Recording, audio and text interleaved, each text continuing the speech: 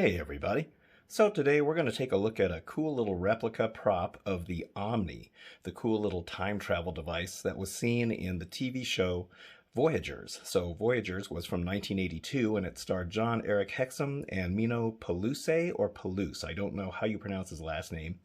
And it was about these two guys that go around traveling through time to correct any mistakes that were going on and make sure that time travels on like it's supposed to.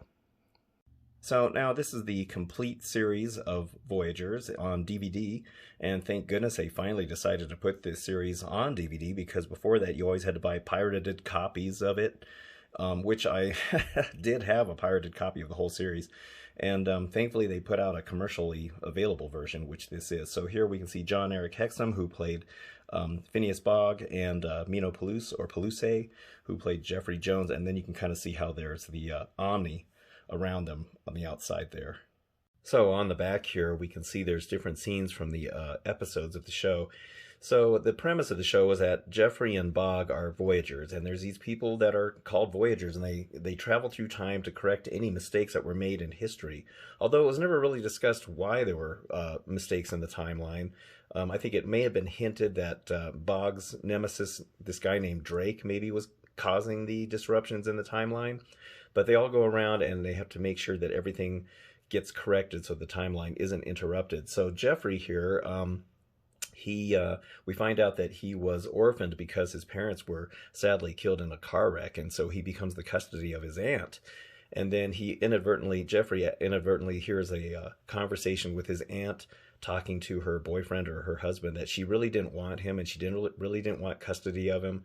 And it made him feel bad, and so he's kind of, moping around in his room, and then all of a sudden Bogg comes crashing into his room, and they lived in like a high-rise, I'm guessing, in New York, and Bogg is asking him what's going on, because you find out that the Omni was stuck in automatic mode, and it went to 1982, and it's not supposed to go that high, and so then there's a scuffle between Jeffrey's dog and Bogg, because Jeffrey's dog's got a hold of the guidebook. All Voyagers have this thing called a guidebook, which is basically a history book, and it tells them, what's wrong in the timeline and how to fix it.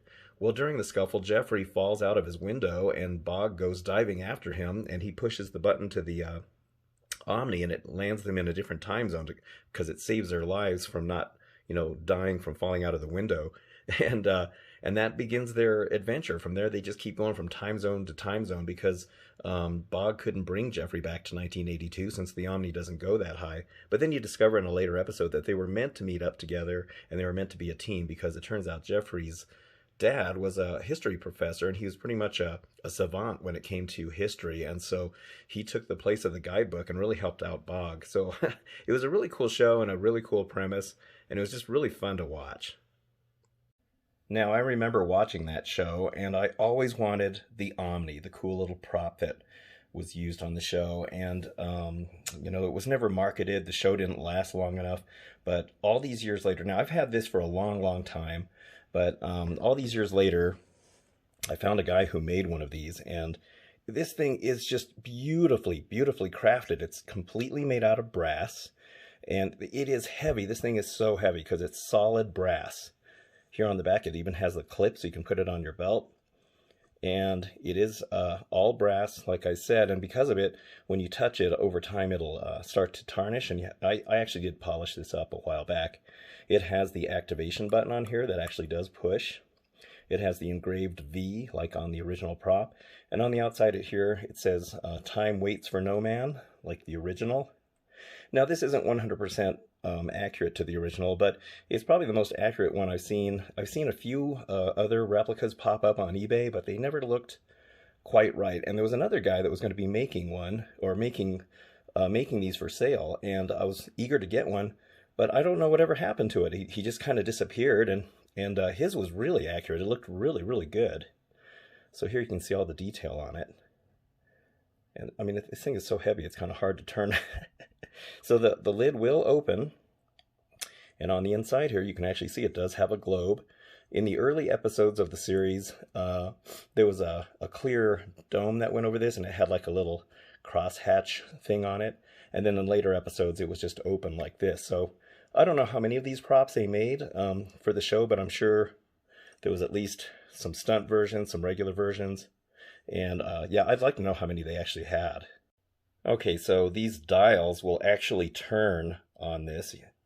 And you, just like in the show, you could set what date you want it to be on, and then you'd line it up here, and then you'd push the activation button up here to, go off into the next time zone.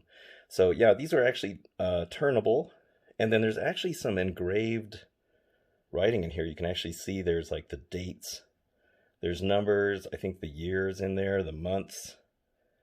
And yeah, it was really well made. I mean, this thing was really well made. I got this from a guy who went by the name Sci-Fi Prop Guy. And I don't think he made that many of these. As far as I know, he only made, I bet there's probably 5 of these in existence. I mean, they're extremely rare. And I was really glad to get one of these because, yeah, I mean, there's just not a whole lot of these around. So this one actually has lights too. So let me kill the lights. And if you push, there's a little button here on the side.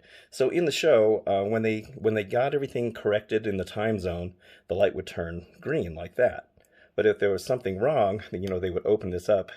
There's another button right here. There would be a little blinking light, and that would let them know that there's something wrong in that time zone and that they had to fix it. And it would beep. And then when it went to green, it would make a little ding sound. But I think it's really cool that he actually had lights in here and went through the trouble. But I mean, this thing, God, it's so heavy. I can't believe how heavy it is. But it is just absolutely beautifully crafted. I mean, I can understand why he didn't make a lot of these, just because of the fact that, I guess you can kind of see the engraving on here better without the lights, huh? Oh, now you can really see them. So yeah, I don't know even how he made these. I mean, it's just a stunning piece. I mean, it's almost like a piece of fine jewelry. It really is. It's like a stopwatch or something. But he only made so many of these, and then he just didn't make any more. So yeah, I'm really glad to have gotten this rare piece. Now, Voyagers, if I can remember correctly, aired on Sunday nights, which would have been a good time slot for them since everybody's home.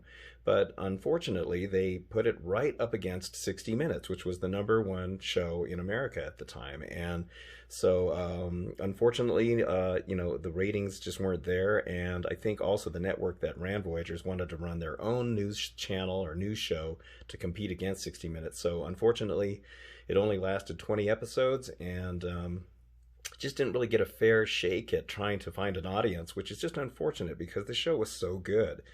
And so it was just very short-lived. Also, what was sad is John Eric Hexum here, after this show, he went on to a show called Cover Up. I remember watching it. It had Jennifer O'Neill in it. And they played kind of like these undercover agents who were kind of like crime busters. And they would use the cover of being a fashion shoot for male and female models. They'd go around the world. And Jennifer O'Neill played the photographer, and John Eric was one of the models. And he was also the tough guy. He played a character named Mac.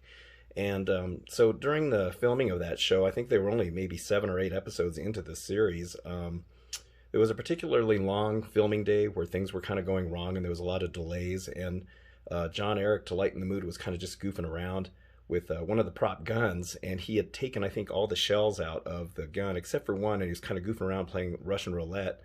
And he had put the gun up to his temple and shot.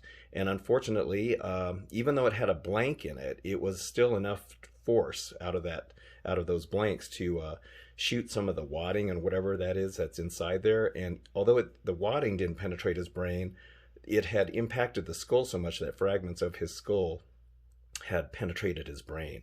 And so he was rushed to the hospital, and about a week later, I remember reading in the newspaper, he just wasn't, healing and wasn't progressing, and eventually they pronounced him as brain dead. And that was, unfortunately, John Eric didn't make it.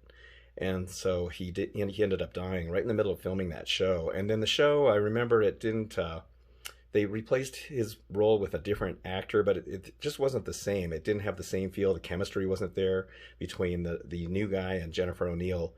And so anyway, when he died, John Eric's mother actually donated a lot of his organs, his kidneys, his cornea, his skin, his heart, and all these people benefited from it. Two people from his corneas, a little 3-year-old boy got one of his kidneys. A man got his heart, and I mean, he was a healthy guy. I mean, you can see here he was a handsome guy. His career was just getting started, and it's just really a shame that that this whole thing had happened. But you know, a lot of people benefited from his organ donation. In fact, I became an organ donor because of that, because the story was so inspiring after hearing about all these people that benefited from it. So even though that was a tragic accident that occurred on the set, some good came out of it. You know, a lot of good came out of it. Now, Mino, I think he did a little bit more acting afterwards, but I think he just kind of decided it wasn't for him. And I think in the 90s he became a teacher, which I thought was really cool that he became a teacher. And then I think now he is a photographer. I think he does photography. So it's kind of cool. I mean, he decided not to stay into acting, and that happens with child actors. Sometimes they just move on to something else. But I'm glad he found, you know, something that he liked to do. So there we go. That is the Omni prop replica, and a super rare piece, beautifully made. I'm really hoping someday some of these companies that make prop replicas will come out and make a replica of the Omni. I'm actually really surprised somebody hasn't done that yet. I don't think it'll be the quality of this one. I mean, this thing is just like amazing how it's made. But maybe the show is just too obscure, or maybe it's too old now. But it would be really cool if somebody came along and made a prop of it. I think they would sell quite a few of them, because there's a lot of Voyagers fans out there. So anyway, that is it for this video. I hope you enjoyed it, and if you did, please give a like and subscribe. And I thank you so much for watching, very much, and I will see you on the next episode. So thank you again, and have a good one.